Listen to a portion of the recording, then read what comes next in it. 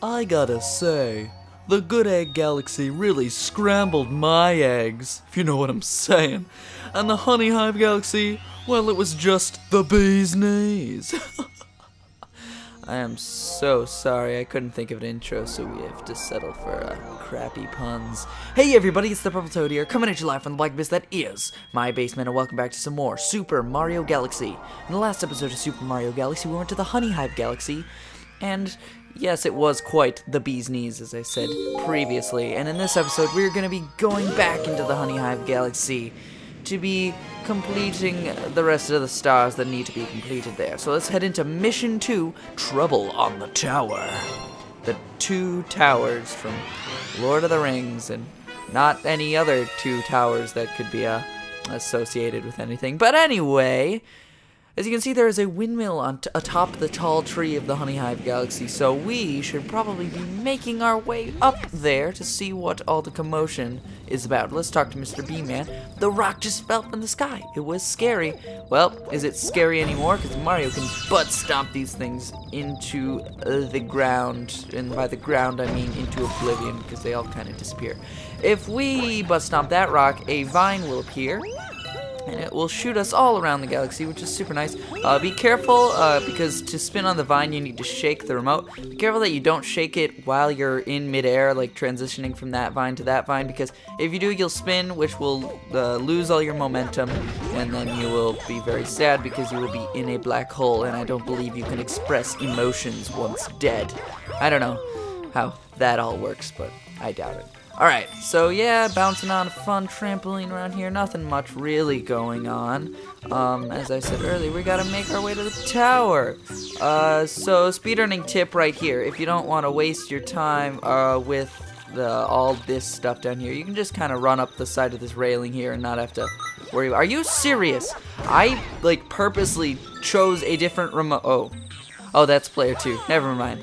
I was gonna say, I chose this remote specifically because it did not have, because it had good battery life on it. But I guess that doesn't matter in the life of a Let's Player.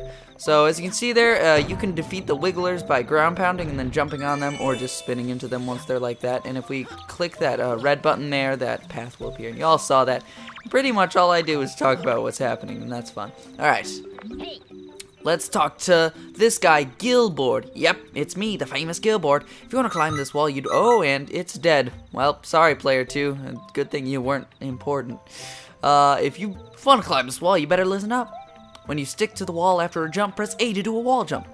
Use a string of wall jumps to reach really high areas. Thank you very much. I didn't know that already because I haven't played this game 20 million times. But as you see, that's Gilboard instead of Billboard, which I believe we met in a previous galaxy, probably the Good Egg Galaxy, because that's where all the basic stuff is. So we haven't been up here, or yes we have, we've been up here before. No we haven't, I don't know. So if we kind of climb up into this launch star, we can use the Gilboard's method. Yeah, we have been up here. We can use the Gilboard's methods and just kind of get up to the launch star, which leads us to a piranha plant infested, weird looking planet. We got some more Wigglers here. You can take them out 2 at a time if you ground pound at a good area, which is kind of in between the two of them. So let's jump into the sling star and be slung to another planet.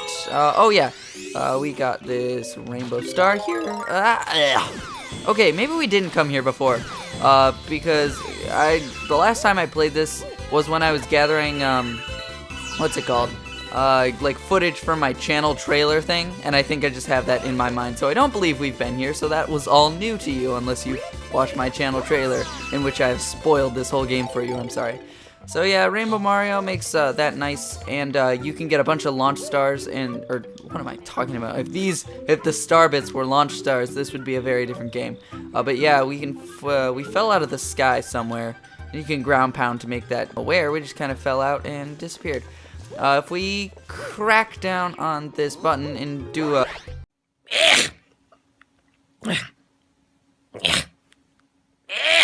Okay, sorry about that. Yet again, some technical difficulties. But as I was saying before, if you jump and then you spin and then you also ground pound, you can do kind of like a cyclone homing attack slam, which is very helpful if you want to be precise, like with these guys.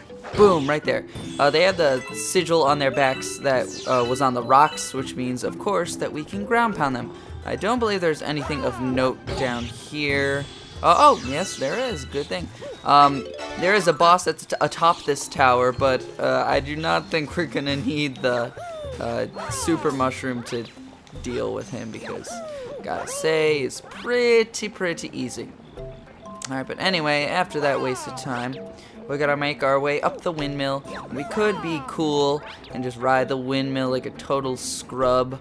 We could do that, or we could do an awesome backflip and then...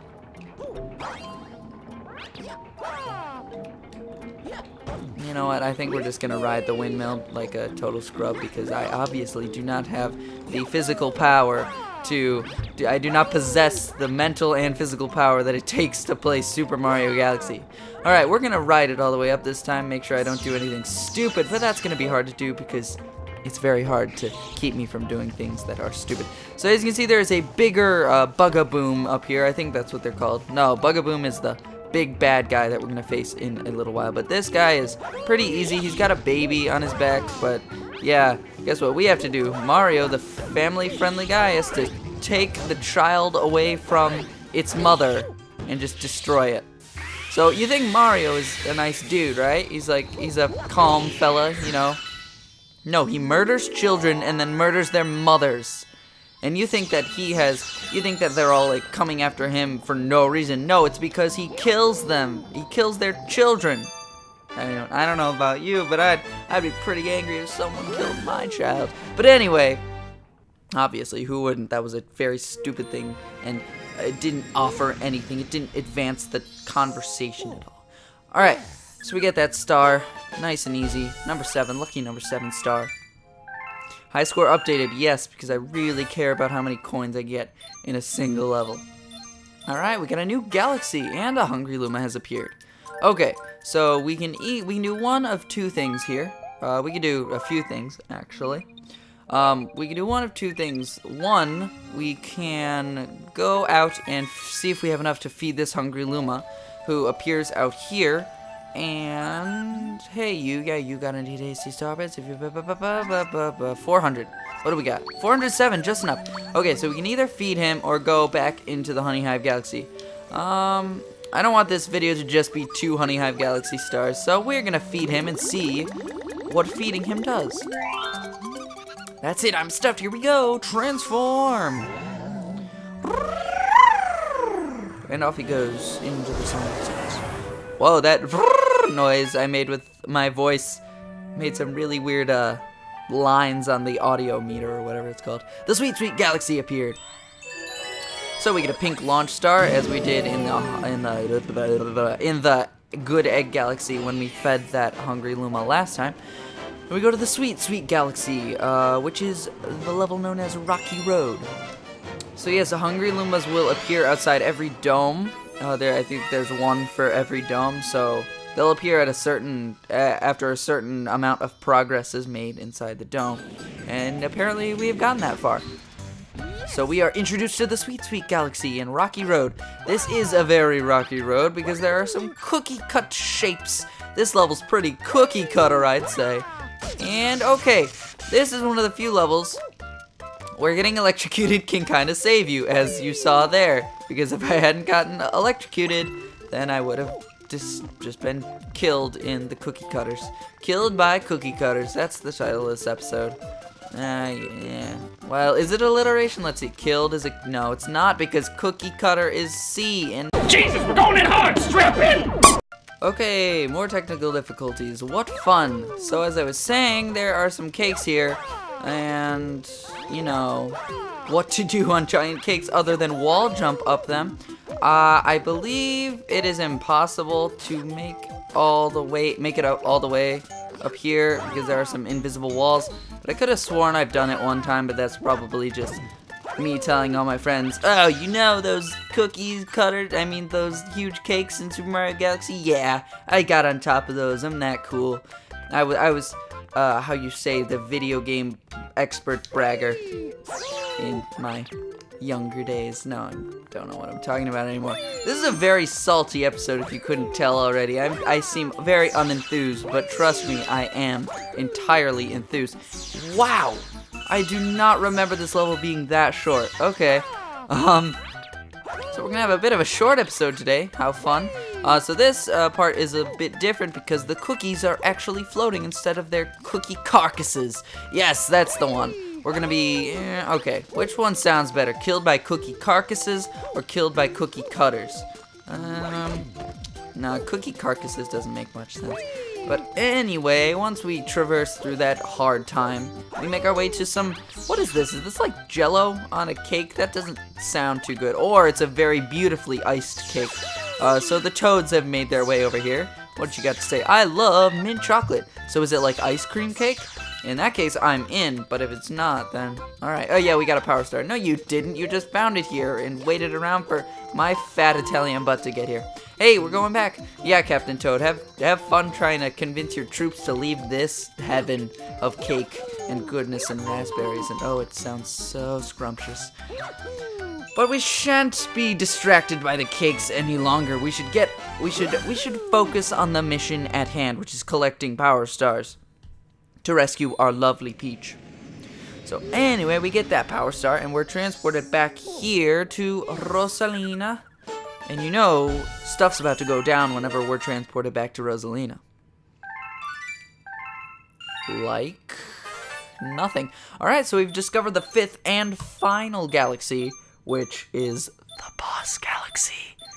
That's the secret I'm telling you. Alright, we're gonna save our game. Hopefully this works because we experienced a lot of technical difficulties in this episode, so I don't know if it's even still watchable. But if it is, and you've stuck around to the end, then I applaud you, loyal viewer, audience member, because you have a lot of determination.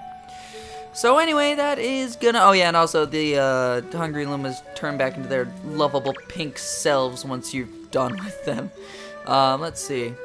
I think he just offers you a ride. So he can turn into a pink launch star because we have paid our debts to the Hungry Luma guards. So anyway, that's going to do it for this episode of Super Mario Galaxy. In the next episode of Super Mario Galaxy, we're going to be going back into the Honey Hive Galaxy, and we're going to be finishing up that because I believe we have only 1 star left to go. And then we might be going into the next galaxy that we unlocked, and then hopefully in the next episode or so, we will be facing the boss of the terrace. Hold on, this is gonna bug me. I always mess this up. What is this dome called? Hold on. It's not the garden. Is it the terrace? It's the terrace, isn't it? Okay, I don't care. What's this called? Terrace! Yes, I got it. I still got it. I know this game like the back of my hand. Who knows the back of their hand? I don't spend all day looking at the back of my hand. Ugh, alright, that analogy makes no sense. And that's not even an analogy. Now I'm rambling, and now this episode's gonna be 5 minutes longer than it needs to be, so I'm just gonna cut it off here. See you guys next time as we long jump off Rosalina and into the abyss below. How lovely.